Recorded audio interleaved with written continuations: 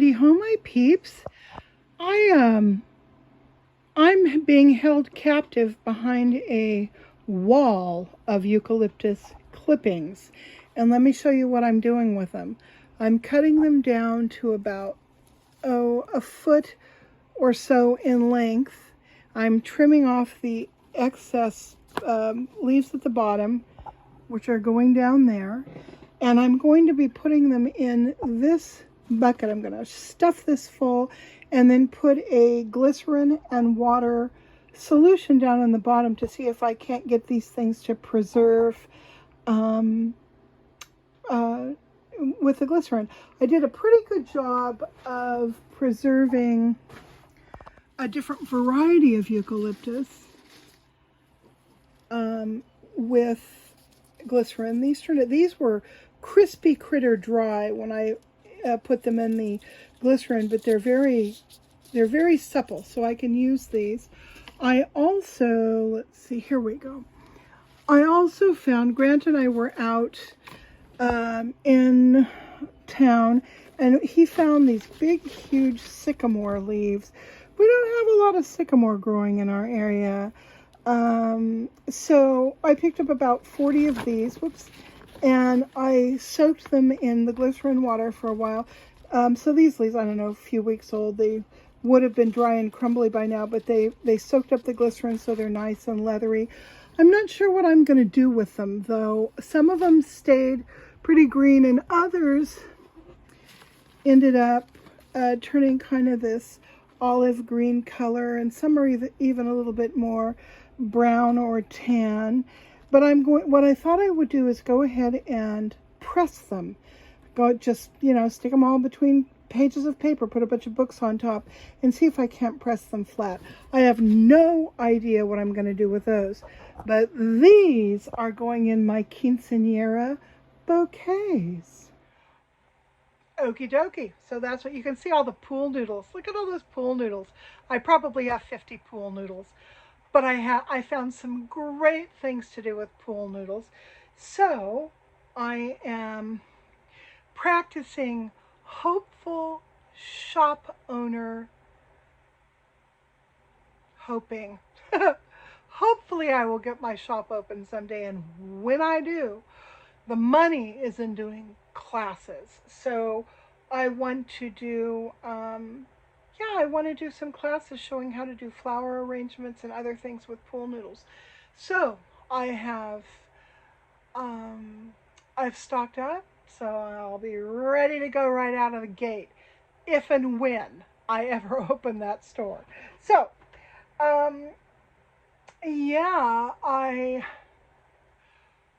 what did I want to tell you guys? There's not much. I uploaded a video about a little drive that Grant and I took up to a mine tailing that's up the mountain from us. They call it a quarry, but I don't think it's a quarry. I think it's a mine tailing. Anyway, that's a long, boring video with a lot of pictures of us on rough roads. So if you clicked past that, I don't blame you.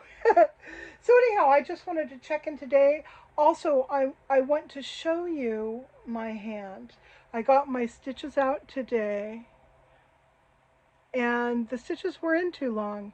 When your stitches are in too long, you will often develop a callus or other issues, and I have some inflammation and a callus there, but it's no big deal. It'll wear off and blah blah. I think he gave me a 2-week period between surgery and taking out the stitches, because he figured since I'm diabetic, I probably won't heal very quickly. Well, I should have talked to him about that, because I am a quick healer, even though I'm diabetic. So next time when I get my right hand done, we will discuss that.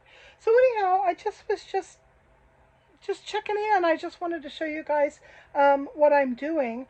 All of this eucalyptus came from the tree of a neighbor who lives up the hill about a half a mile. I asked her permission to trim some, and she said absolutely. So I kind of shaped up her tree a little bit and pulled a lot of stuff, suckers and things out from the bottom. So the tree actually looks a lot better now, and she was happy with it. So anyhow, that's what I'm doing today. Alrighty, so here is the finished product. Well, semi-finished. I trimmed all of the ends, the tips of the eucalyptus branches, and I packed them tightly into these 2 buckets and poured this stuff, this Nature's Oil Vegetable Glycerin, 1 part glycerin to 2 parts warm water down in there. And so I ordered some more glycerin because I would like to attempt to preserve some more leaves. I want to try with oak leaves and see if I can get those to preserve. So anyhow, these are going to sit here for about, oh, I don't know, a week and a half maybe. And then they'll be good to go. Now, incidentally, I promised you a little peek at my new desk area. Unfortunately, I'm filming into the light, or shooting into the light, so we're going to get some glare. But I went ahead and finished up cleaning it with the Howard Restore Finish, I think it's called. Anyhow, I wanted to show you. I've got my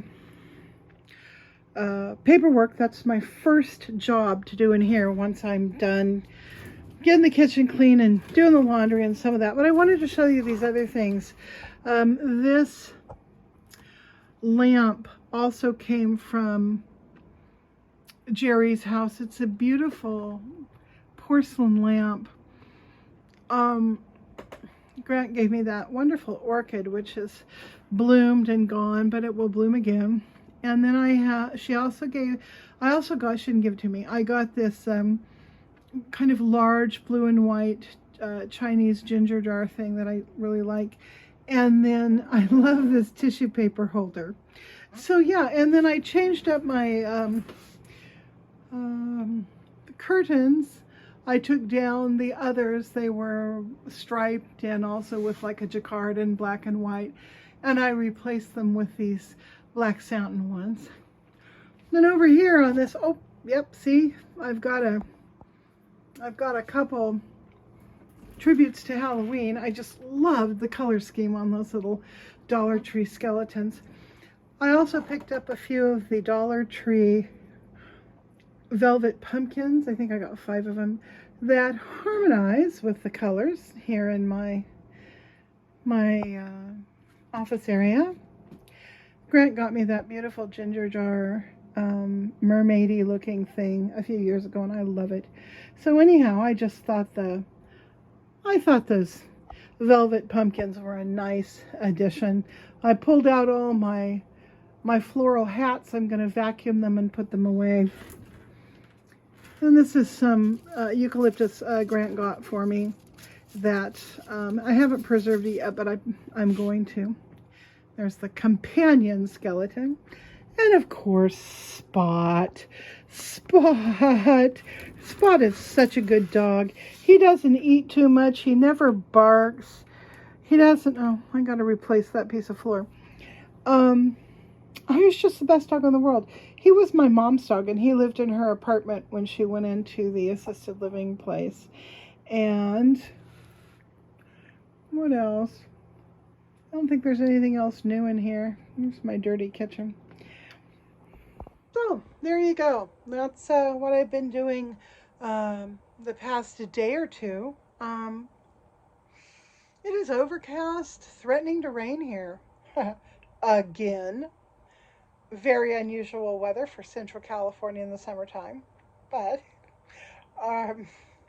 yeah. Oh, Lord.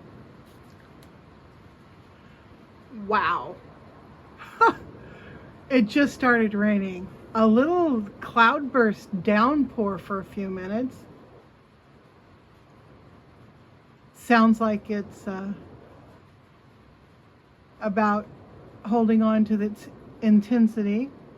Based on the clouds, I think this will pass quickly. It looks like there's some, I'm going to tip this up, looks like there's some sky breaking through. We're just under a little microburst here. Oh, California, you are getting so fickle. Things are just changing so fast I can barely keep up. Anyhow, so it's overcast and it's also kind of cool. We don't have the air conditioner going today or the swamp cooler going today, so I think it's a good day to dig in, get the laundry done, do all of the dishes, wipe down the countertops. I have to put away the freeze dryer trays. We just freeze dried about, I'd say 20 pounds of little red potatoes. I'd gotten a big 50-pound bag of them, and I gave some away. I cooked some, and then I thought, you know what? Let's freeze dry them, see how they do. Oh my gosh. They turned out beautifully. I mean, you could eat them as a snack. So I think if I ever end up with a big bunch of potatoes like that again, that's what I will do. I will boil them, slightly mash them, just kind of chunk them up a little bit, season them, and freeze dry them as snacks. I think that's a great idea. Something I think that the grandkids would enjoy. So yeah, that's everything. So I will come back to you guys soon with yet another video.